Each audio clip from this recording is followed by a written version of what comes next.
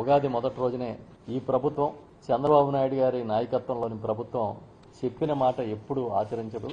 వాళ్ళు ఏం చేస్తే అదే ప్రజలు గొప్పని నమ్మాలనే సిద్ధాంతంతో పనిచేస్తుందని చెప్పి మరొకసారి నిరూపించారు. సంవత్సరానికి 4 లక్షల ఉద్యోగాలు చొప్పున 5 ఏళ్లలో 20 లక్షల ఉద్యోగాలు కల్పిస్తామని ఒక పెద్ద హామీని ఇచ్చారు. తీరా అమల్లోకి వచ్చేటప్పటికి 2024 జూన్లోకి అధికారంలోకి వచ్చినప్పుడు జూన్లో ఆ సంవత్సరం అసలు జాబ్ క్యాలెండర్ మాటే మర్చిపోయారు. ప్రతి ఏటా జనవరి 1న ఇస్తాం అని చెప్పిన వాళ్ళు మొత్తం 2024 అధికారంలోకి వచ్చిన తర్వాత అసలు ఉద్యోగ కల్పన అనే అంశాన్నే మర్చిపోయి మళ్ళీ ఏదో మేము పెట్టుబడులు తెస్తున్నాం, లక్షల ఉద్యోగాలు వస్తాయి, అసలు మమ్మల్ని మించిన వాడు లేడని వాళ్ళ భుజాలు వాళ్లే చర్చుకునే కార్యక్రమం జరిగేది. ఏదో 2025లో జనవరిలో జాబ్ క్యాలెండర్ ఇస్తామని ఒక మళ్ళీ అబద్ధపు హామీని ప్రచారం చేశారు, ఇవ్వలే. 2026 జనవరి 1న ఇస్తామన్నారు, ఇవ్వలేదు. దాని మీద విమర్శలు పెరిగే కొద్దీ ఇప్పుడు నేను ఉగాది నాడు జాబ్ క్యాలెండర్ రిలీజ్ చేస్తున్నట్టుగా ప్రకటన చేశారు.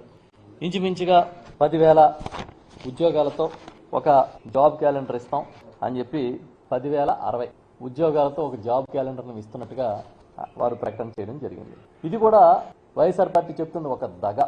మీరిచ్చే ఈ జాబ్ క్యాలెండర్ ప్రకటన కూడా దగాయే, నిరుద్యోగుల్ని దగా చేస్తున్నారు అని చెప్తున్నాం. ఎందుకంటే మీరు చెప్పిన ప్రకారం 4 లక్షల ఉద్యోగాలకు ఇవ్వాలి. మీరు అధికారంలోకి వచ్చినప్పటి నుంచి లెక్కలు తీస్తే ఉన్న లక్షలాది మంది ఉద్యోగుల్ని పీకేశారు. వాటితో పోలిస్తే ఇవాళ మీరు ఇచ్చిన ఈ 10,060 ఉద్యోగాల నోటిఫికేషను నామమాత్రం. 4 విడతల్లో 41 నోటిఫికేషన్లు ఇస్తారంట అక్టోబర్ దాకా. 22 నెలల్లో, అధికారంలోకి వచ్చిన 22 నెలల్లో చంద్రబాబు నాయుడు గారి ప్రభుత్వంలో తగ్గిన ఉద్యోగుల సంఖ్య 1,72,000. ఈ 1,72,000 ఉద్యోగుల సంఖ్య తగ్గితే మీరిచ్చే 10,000 ఉద్యోగాలు ఏ మూలకి అని అడుగుతున్నాం మేము. జగన్ గారి హయాంలో ఆయన ముఖ్యమంత్రిగా ఉండగా 2024 మార్చి నాటికి ఉద్యోగుల సంఖ్య ఈ రాష్ట్రంలో 11,79,000 మంది. ఆ తర్వాత చంద్రబాబు గారి పరిపాలనలో 2025 డిసెంబర్ నాటికి ఉద్యోగుల సంఖ్య 10,07,000. ఇది అసెంబ్లీ సాక్షిగా ఆర్థిక శాఖ విడుదల చేసిన ద్రవ్య విధాన పత్రంలోని అంకెలు ఇవి. ఆ రోజు ప్రజల వద్దకు పాలన అనే దానికి నిజమైన అర్థం చెప్తూ ఇంటికే ప్రజాసేవలు అందించాలి, పౌర సేవలు అందించాలని 2,66,000 మంది వాలంటీర్లను నియమిస్తే జగన్మోహన్ రెడ్డి గారు వాళ్ళందరి ఉద్యోగాలు కూడా చంద్రబాబు నాయుడు గారు వచ్చిన తర్వాత తన సహజ సిద్ధ ధోరణిలో తీసేశారు. ఇవి కాకుండా ఇంచుమించుగా ఈ అవుట్సోర్సింగ్ ఉద్యోగుల్ని తీసేశారు, కాంట్రాక్ట్ ఎంప్లాయీస్ని తీసేశారు, లిక్కర్ షాప్స్లో ప్రభుత్వం నిర్వహించిన లిక్కర్ షాప్స్లో ఎంప్లాయీస్ని తీసేశారు. వీళ్లతో పాటు ఇంచుమించుగా మీరు చూస్తే గత ప్రభుత్వంలో అంటే జగన్మోహన్ రెడ్డి గారి హయాంలో ఉన్న ప్రభుత్వంలో 96,675 మంది అవుట్సోర్సింగ్ ఎంప్లాయీస్ ఉన్నారు. ఇది గత డిసెంబర్ నాటికి, గత ఏడాది డిసెంబర్ నాటికి అంటే 3 నెలల క్రితానికి 87,681 మందికి చేరింది. అంటే 9,000 మంది అవుట్సోర్సింగ్ ఉద్యోగుల్ని నిర్దాక్షిణ్యంగా ఉద్యోగంలోంచి చంద్రబాబు నాయుడు ప్రభుత్వం తీసేసింది. ఇవి కాకుండా జిల్లా పరిషత్తుల్లోనూ, స్థానిక సంస్థల్లోనూ, మున్సిపాలిటీల్లోనూ, ఇవే కాకుండా ఇంచుమించుగా ఫీల్డ్ అసిస్టెంట్స్ వరకు ఉన్న చాలా మందిని అవుట్సోర్సింగ్లోనూ కాంట్రాక్ట్లోనూ పనిచేస్తున్న ఉద్యోగుల్ని నిర్దాక్షిణ్యంగా వెళ్ళగొట్టారు. ఇంచుమించుగా ఇవాళ మనం చూసుకుంటే లక్షల్లో ఉద్యోగాలు పీకేసి 10,000 మందికి ఇవాళ జాబ్ క్యాలెండర్ ఇచ్చి పండుగ చేసుకోమంటున్నారు. ఆయన పీకేసినేమో లక్షల ఉద్యోగాలు ఇచ్చినవి 10, ఇచ్చేవి 10,000. అవి కూడా ఇస్తారో లేదో, నోటిఫికేషన్లు ఏ రూపంలో వస్తాయో ఎవరికి తెలియదు. కానీ ఆయన ఏం చెప్తున్నాడు, పండుగ చేసుకోమంటున్నాడు. ఇంచుమించుగా 2025-26లో తీసుకుంటే చంద్రబాబు నాయుడు గారి వచ్చిన తర్వాత అధికారంలోకి చేసిన 2 రిక్రూట్మెంట్లు కూడా జగన్మోహన్ రెడ్డి గారు శ్రీకారం చేసిన రిక్రూట్మెంట్లే.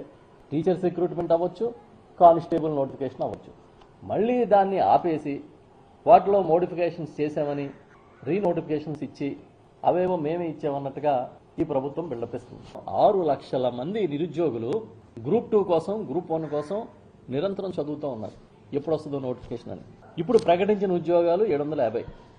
ఈ మధ్యకాలంలో డీజీపీ గారు, ఈ రాష్ట్ర పోలీసు బాస్, ఆయన చెప్పింది ఏంటంటే 11,000 పోలీసు ఉద్యోగాలను మేము భర్తీ చేస్తాం, ఈ ప్రభుత్వం భర్తీ చేయబోతోందని చెప్పారు.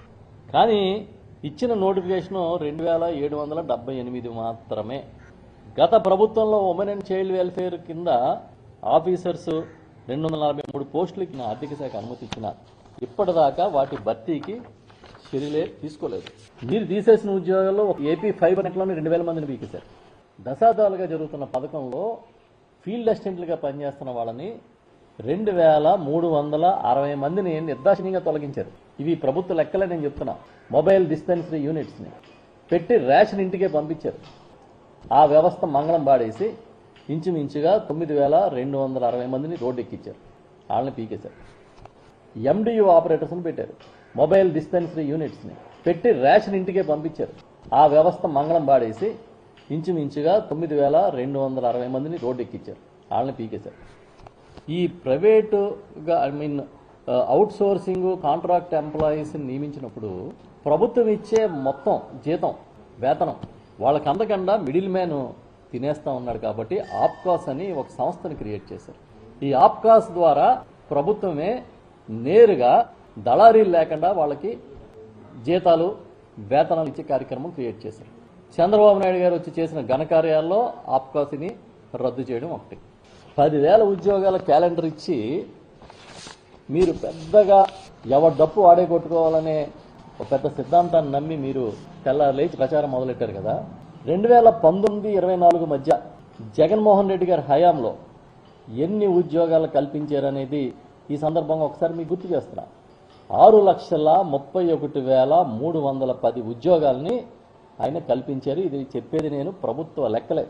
సింగిల్ నోటిఫికేషన్లో 1,34,000 మందిని సచివాలయం ఉద్యోగులుగా వారు నిరుద్యోగులు కలలో కూడా ఊహించని విధంగా అతిపెద్ద రిక్రూట్మెంట్ నోటిఫికేషన్ ఇచ్చి 6 నెలల్లో తిరగకుండా నియమించిన విషయం నిజమా కాదా అని ఈ సందర్భంగా మిమ్మల్ని ప్రశ్నిస్తున్నా.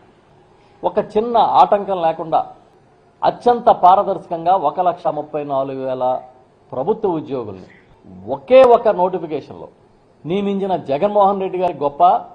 ఇచ్చిన హామీని తొంగలోకి తొక్కి అధికారంలోకి వచ్చి 3వ సంవత్సరంలోకి అడుగుపెట్టాక 10,000 ఉద్యోగాలకి జాబ్ క్యాలెండర్ ఇవ్వడం గొప్ప అని నేను మిమ్మల్ని సూటిగా ప్రశ్నిస్తున్నాను.